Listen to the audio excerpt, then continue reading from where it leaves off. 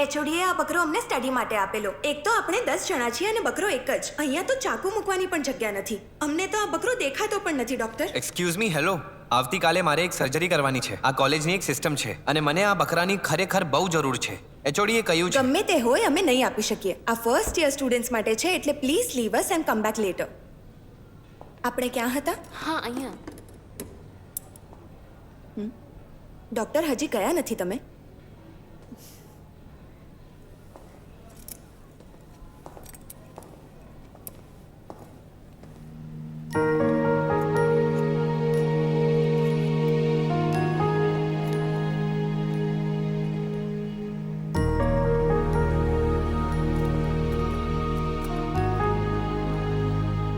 એ દિવસે એક મર્દાને સાક્ષી બનાવી મેં નવી જિંદગી શરૂ કરી. જિંદગીમાં પહેલી વાર એક છોકરીનો ચહેરો મારા હૃદયમાં વસી ગયો હતો. I felt that we are connected. ઓઝલર, તમે ક્યારે પ્રેમ કર્યો છે?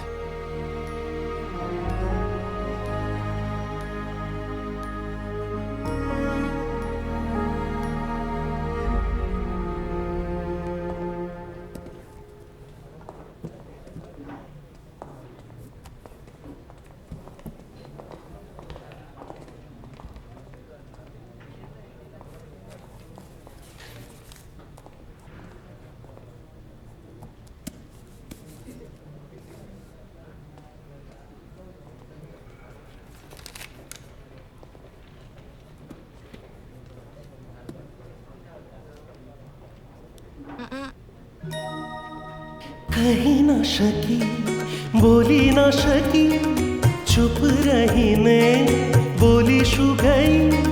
સંગીતના સુર જેવો બોલે,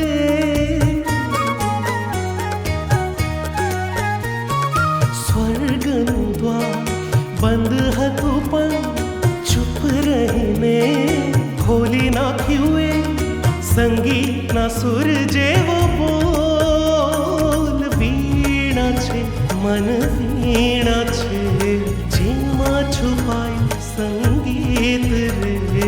મનડું મારું જેને ગણ ગણે ફૂલ છે ખીલ્યા વધી ધરતીની શોભા.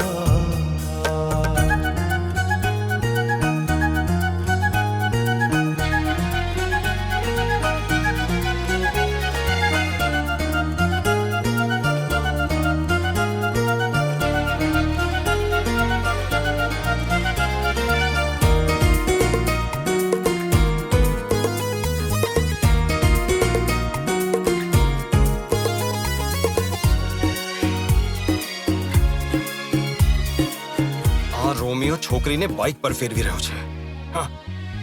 અનુભૂતિ આ જાદુઈ હતી જેની ક્યારે કલ્પના નહોતી.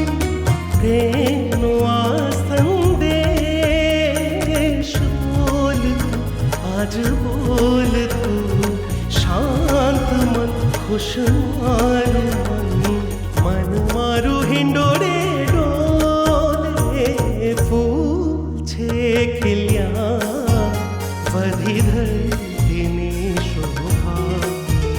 સપનું કેવું સપનું વસી છે જેમાં તું ફૂલ છે ખીલ્યા વધી ધરતીની શોભા.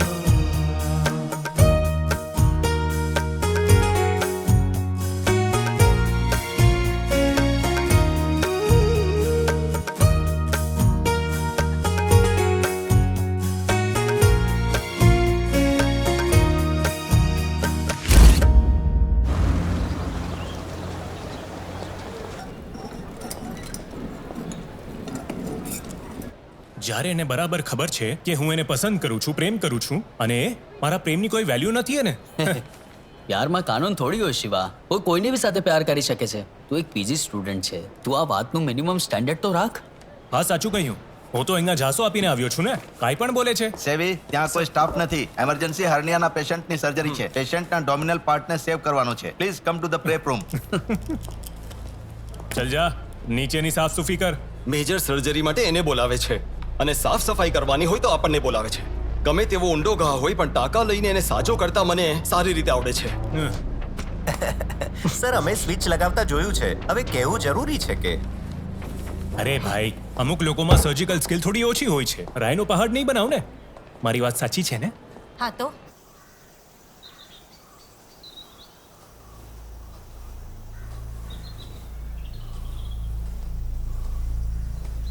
સેવી થોડું લગાવીને જો ને. તું જાને ભાઈ. આ મોઢું ચડાવીને કેમ બેઠો છે? આને કંઈક થયું છે કે શું? અને પેલા હરણિયાના પેશન્ટના વાળ ઉખાડ્યા ને એટલા માટે. અરે સરે કહ્યું ત્યાં સુધી વાંધો નહીં, પણ સાથે પેલો મુવો એલેક્ઝાન્ડર પણ હતો. રૂમના ખૂણામાં શેવિંગ સેટ પણ હતા. A bad carpenter always calls with his tools. સેવી, અરે ક્યાં જાય છે ભાઈ?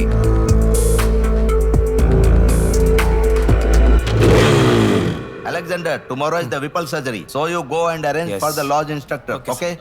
Stephen, Sir. come, let's go to the ward 15. હમણાં આવું છું. સિસ્ટર, આ સમયે તમે અહીંયા? કેમ, શું થયું? થોડું કામ. અંદર શું?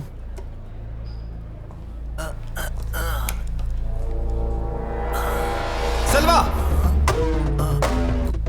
એલેક્સી, તું, હું તને કહું છું, આ તારી પેથેડી સર્જરી છે.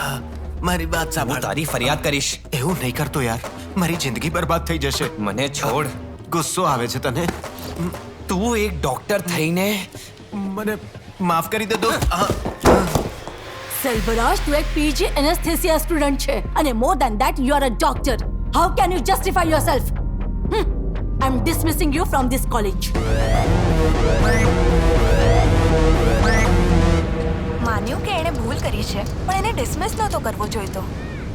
આની પહેલા બન્યું છે કે એનેસ્થેસિયા એડમિનિસ્ટ્રેશન કરતા પહેલા જ ઘણા પેશન્ટ સર્જરી પહેલા જ જતા રહેતા હતા. આ એક બહુ મોટો એથિકલ ઇશ્યુ છે. તું તો બધું સમજે છે, મારે કહેવાની જરૂર નથી. અને આપણે અહીંયા આવી બોરિંગ વાતો કરવા તો નથી આવ્યા ને? હા.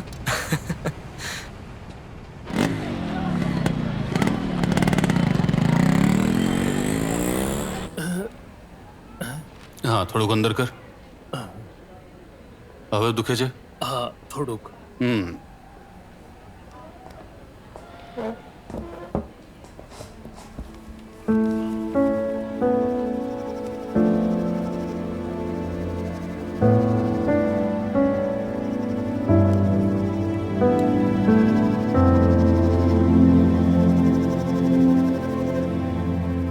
સો this is the case of solitary analytical thyroid.